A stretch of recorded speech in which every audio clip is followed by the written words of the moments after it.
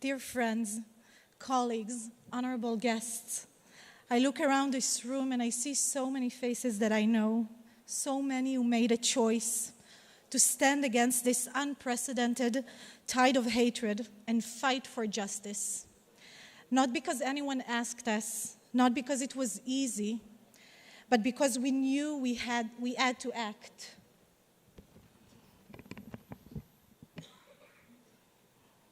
Because we knew we had to act. We understood that silence in the face of evil is not neutrality.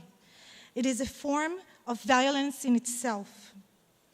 I stand before you today after a month of painful documentation, carrying with me the voices of hundreds of victims, voices that now, more than ever, demand our actions.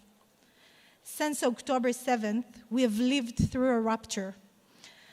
Not only the destruction of lives and family, but a deeper rupture, a tearing of a moral fabric that binds humanity.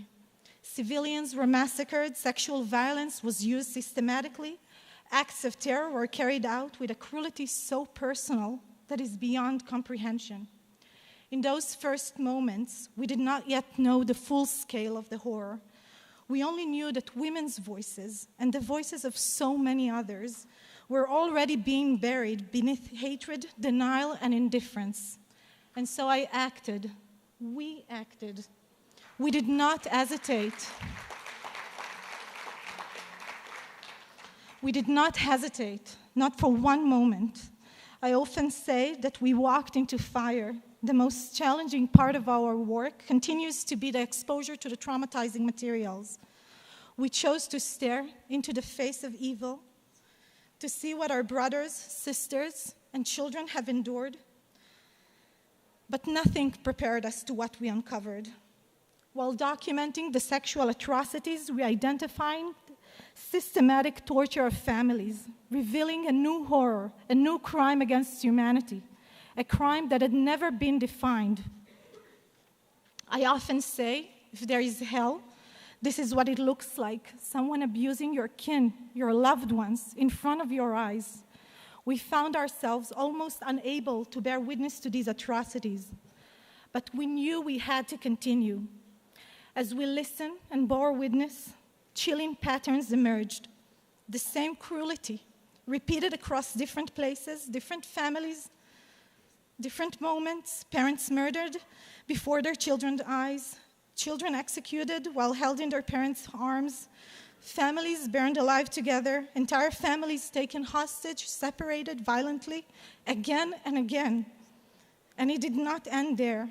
Hamas used the victims' own phones and social media accounts to broadcast their torture and death directly to their loved ones. It wasn't one creative terrorist that thought it would be cruel to send a mother the image of her son's murdered body. Let's be clear, families were not random victims, they were the target.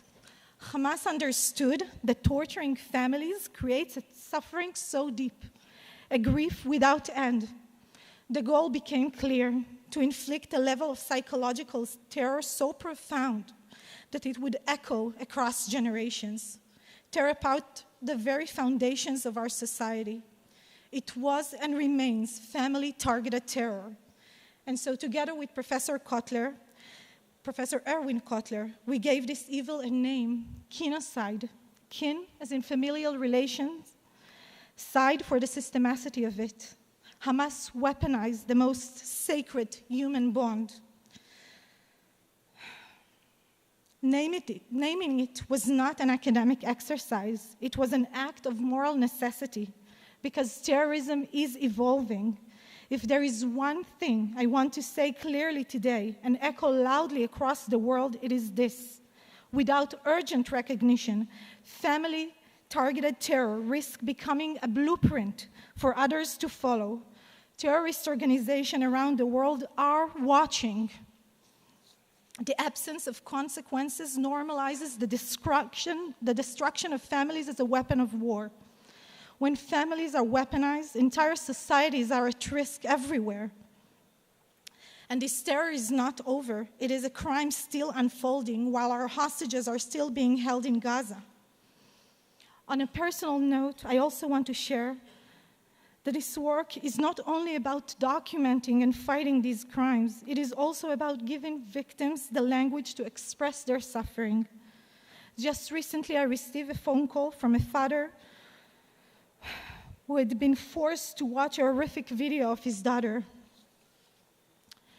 He told me, "I've been through hell, and for the first time I felt understood. I felt that someone saw me, that someone understood that it is different to see your child murdered. Recognition matters, language matters, justice demands both." But recognizing family-targeted terror and naming genocide is only the first step. We must act, and we must act with vision. This leads me to the second urgent mission, the establishment of a hybrid international tribunal to prosecute the crimes of October 7th. I want to say here that domestic courts alone are not enough. Existing frameworks here in Israel cannot fully address the magnitude of these crimes. They demand a response that matches their gravity, a response that ensures the world knows. A hybrid court for October 7th can deliver more than justice. It can deliver history, memory. Seated in Israel, supported by global leaders, moral allies, it would allow survivors to take the stand, confront their assailants, and speak the truth. The Nuremberg trials were not inevitable. They were a bold choice. I want to remind us that. They defined how humanity would remember evil and how it would respond. A hybrid court for October 7 can do the same, because it is not just about punishing perpetrators, it's about drawing a clear moral line. Without such tribunal, we risk allowing genocide, sexual violence, and atrocities against civilians here in Israel to fade into history, or worse, to be denied and forgotten. Israel stands at a legal and moral crossroads, but we're not alone. Those who believe in human dignity, in the sanctity of life, and in the promise of justice stand by our side. And I believe, and I promise you, justice will prevail.